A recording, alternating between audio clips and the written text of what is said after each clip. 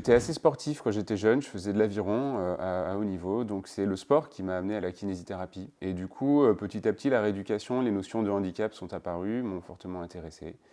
Et donc naturellement, je me suis tourné vers la kinésithérapie.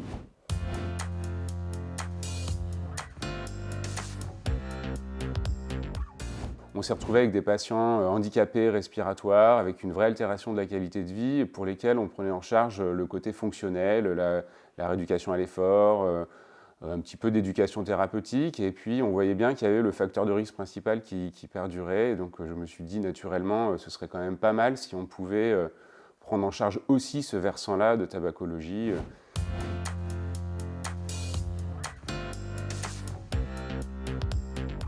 Le frein principal, c'est la difficulté que va avoir le kiné à rentrer dans une démarche d'aide au sevrage. Donc par sa crainte ou son ignorance quant à comment faire réaliser une prescription, comment doser un substitut nicotinique. Donc ça, ce sont des choses c'est un frein qui s'élimine assez rapidement. Il faut faire une petite formation d'1 heure, mais même en se documentant, c'est quand même pas compliqué.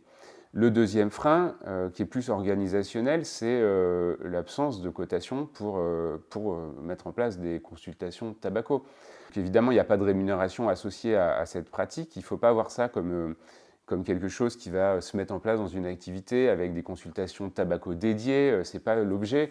L'objet, c'est d'avoir parmi tous nos outils de prise en charge, de prévention, rentrer aussi dans celle d'accompagner les patients fumeurs dans leur démarche de sevrage.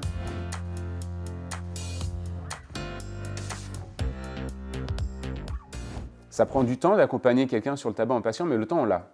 C'est-à-dire qu'une séance de kiné, ça prend de toute façon du temps. Donc c'est pas du temps en plus. C'est du temps où, au lieu de parler de tout et de rien, on va aborder le sujet du tabac. Évidemment, il faut de la délicatesse, et donc c'est vraiment pas quelque chose qui se rajoute au reste. Ou comment le caser dans l'agenda, on n'est pas rémunéré, il ne faut pas l'envisager de cette manière. Il y a des formations continues qui se font avec des associations comme Coréade, avec l'AST. Il y a aussi toutes des dynamiques comme le Mois sans tabac qui va apporter des supports pédagogiques avec des affiches, avec des petites enveloppes avec pas mal d'outils pour les patients qui sont gratuits à distribuer, pourquoi pas, en utilisant ces supports-là. Après, il y a aussi des formations un petit peu plus poussées, ouvertes au kiné, comme le DU de tabacologie.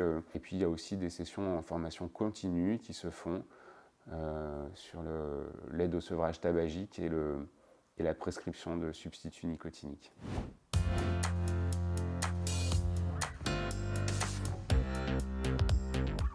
Pourquoi pas, dans les entretiens initiaux, se dire, voilà, est-ce que vous êtes fumeur ?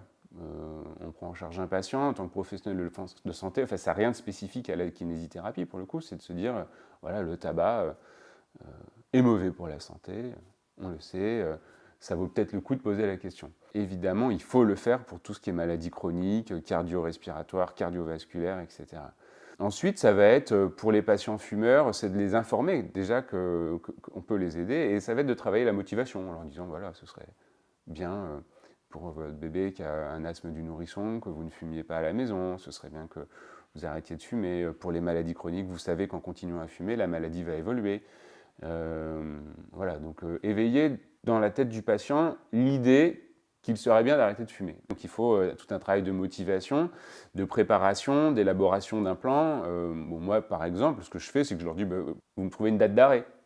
Vous trouvez votre date d'arrêt. Ça peut être une date anniversaire, ça peut être un événement, un changement d'environnement, un départ en vacances, etc. Et puis, ce qui permet aux patients de se préparer psychologiquement, de se conditionner à l'arrêt du tabac. Et c'est vraiment au dernier moment que la substitution intervient, quand le patient est bien motivé. Et donc, quand il n'y a pas la motivation, c'est plutôt du conseil minimum.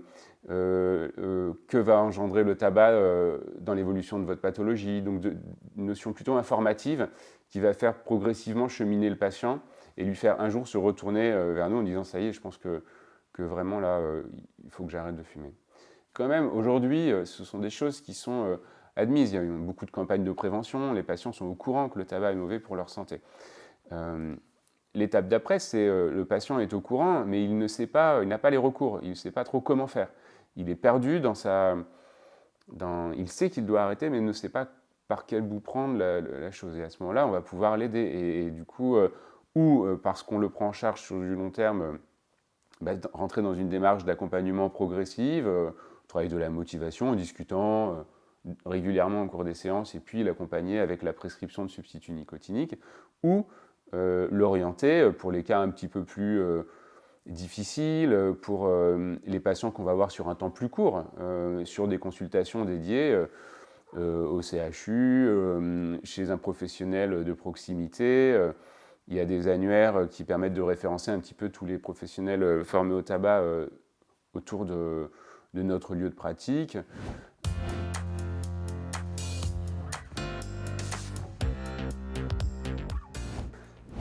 Moi, je travaille beaucoup avec les médecins qui me prescrivent de la rééducation, particulièrement les patients respi.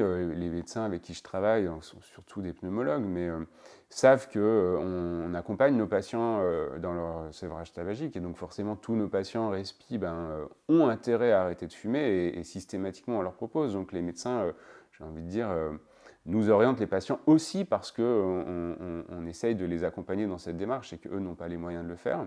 Après, on est aussi en relation avec les pharmaciens, parce que parfois tous ne sont pas au courant que les kinés peuvent prescrire. Et après, moi je travaille à Bordeaux, donc à Bordeaux il y a le CHU, et donc il y a 3 sites à Bordeaux où il y a des consultations gratuites de prise en charge tabaco par un médecin.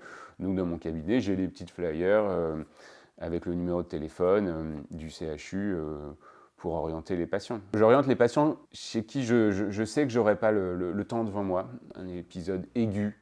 Le patient, je vais le voir 15 jours sur un encombrement, je ne vais pas me lancer dans le sevrage tabac. C'est pas du tout l'objet. On va en parler et je vais lui suggérer de prendre un rendez-vous à cette consultation. Et puis le patient fera ce qu'il voudra. Mais je ne peux pas le faire revenir en dehors des séances. On n'a pas de cotation, c'est pas possible. Donc à ce moment-là, je m'appuie sur les consultations qui existent. Il y a aussi le patient très gros fumeur, chez qui vraiment on sent que ça va être compliqué et qu'il faut prendre beaucoup de temps, et que je ne vais pas avoir ce temps à lui consacrer. Donc là, quand il faut vraiment un accompagnement où ça va être très lourd, où on sent que la motivation n'est pas forcément là, je vais m'appuyer sur les consultations au CHU.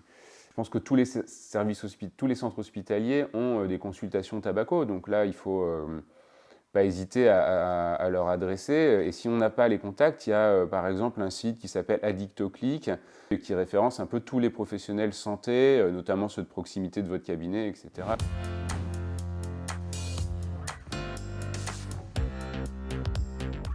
Si je devais convaincre un confrère ou une consoeur kiné de s'investir dans le sevrage tabagique de ses patients, je lui dirais déjà, pour tous tes patients respiratoires, pour tous tes patients atteints de maladies chroniques, de diabète, de maladies cardiovasculaires, d'artériopathie oblitérante, la rééducation qu'on va pouvoir mettre en œuvre et l'amélioration de sa qualité de vie sera toujours moins importante que ce qu'on pourrait faire en éliminant le facteur de risque tabac de sa vie. Donc c'est quelque chose qui est très important pour toutes ces pathologies-là. Nous, on a un rôle de proximité.